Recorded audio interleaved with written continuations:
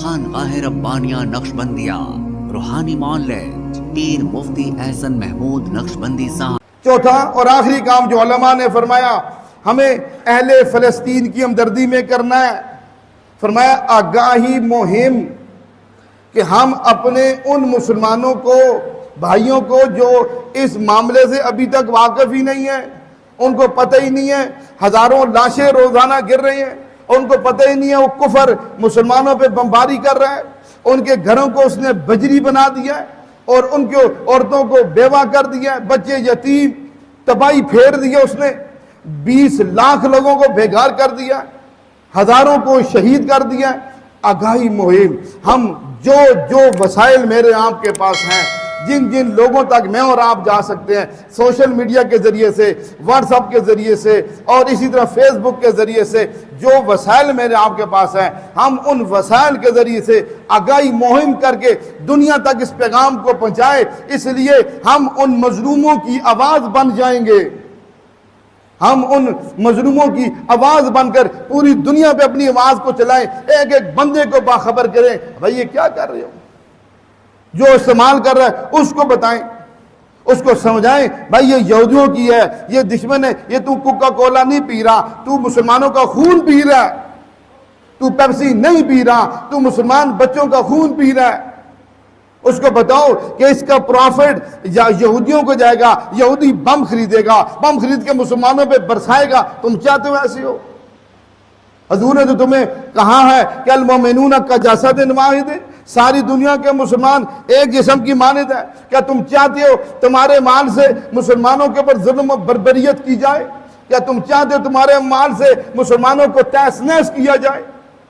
اب یہ آگاہی مہم ہے، یہ بتائیں۔ اس لیے اسرائیل کا ہدف ہے کہ تمام اسلامی ممالک کو گھیرے میں لیتا ہوا مدینہ شریف تک آئے گا۔ انہوں نے اپنا ہدف پیش کیا ہے، ہم مدینہ شریف تک جائیں گے۔ بتاؤ بھائی، جب وہ چل پڑا آگے اور تو پھر کیا کریں گے ہم؟ پھر تم پھر ہم کہیں گے پہلے ایک دفعہ دن میں جاتے تھے KFC، اب 2 دفعہ جایا کریں گے تاکہ وہ مدینہ شریف آسانی سے پہنچ جائے، تو پھر آگے ہم ہی رہ جاتے ہیں پیچھے۔ اس لیے آج وقت ہے آنکھیں کھولنے کا، ہوش کے ناخن لینے کا آج وقت ہے۔ ہم اپنے آپ کو بھی اس بارے میں پورا اختیار کریں اور اس کی مہم چلائیں، بچے تک اس پیغام پہنچے۔ بچوں کو پڑھائیے، یہ وہ پاپڑ نہیں کھانے، کیا نام ہے اس کا، لیز، ادھر لیز کی کمپنی ہے، گاڑیاں کھڑی ہیں، ڈبے کے ڈبے لوڈ کی جا رہے ہیں اور مسلمانوں کا خون بیچنے کے لیے سارے خوش جا رہے ہیں کہ آج اچھی دال لگے گی۔ کیا بنے گا بھائیو؟ یقین جانیے ہمارے اندر غیرت ہو نا، سارے کارخانوں جا کے آگ لگا دیں، ہے کو تیار اس بات کے لیے؟ وہ جیسے ہم ویڈیو دیکھتے ہیں میک ڈونلڈ کو توڑیں، KFC کو توڑیں، وہ بھی مسلمان ہی ہے نا، ان کی بھی غیرت جاگی ہے نا۔ ہم بھی کچھ حرکت کریں، ہم کم از کم جتنی دکانیں ہیں ان دکانوں والوں کے پاس جائیں، کہیں اٹھاؤ یہاں سے یہودی مصنوعات، ہم نہیں دیکھنا چاہتے۔ کون ہے جس کے اندر یہ غیرت جاگے گی؟ کون اس کی ہمت کرنے کے لیے تیار ہے کہ بھائی جا کے کہے، ہر دکاندار کو کہے کہ تمہاری دکان کے اوپر ہمیں یہودی مصنوعات نظر نہیں آنی چاہیے، اسرائیلی پروڈکٹس تمہاری دکان پہ نہ پڑی ہو، نہیں چھوڑیں گے، ختم کرو ان کو۔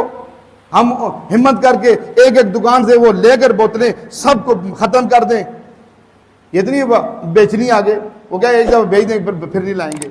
یہ ایمان پیدا کرنا، اس کی غیرت پیدا کرنا، اس کی مہم چلانا، یہ میرے آپ کے ذمہ ہے۔ علماء نے فرمایا اگر اس لیے ہم نہیں جا سکتے، یہ 4 کام میرے آپ کے ذمہ ہے۔ اہل فلسطین کی ہمدردی میں پہلا کام ہم نے دعائیں کرنی ہے، دوسرا کام مالی امداد پہنچانی ہے، تیسرا کام معاشی اعتبار سے بائیکاٹ کرنا ہے، چوتھا کام آگاہی مہم تاکہ ساروں کو اس سے آگاہ کرنا ہے۔ یہ کافر کی پروجیکٹ ہیں، یہ یہودیوں کی پروجیکٹ ہیں، یہ اسلام کے دشمنوں کی پروجیکٹ ہیں، یہ ملعونوں کی پروجیکٹ ہیں۔ اس لیے ہم نے اس آگاہی مہم میں جتنا زور دیں گے لوگ اتنا اس سے بچیں گے۔ اللہ پاک کی بارگاہ میں دعا ہے اللہ جل شان مجھے آپ کو عمل کرنے کی توفیق نصیب فرما دے۔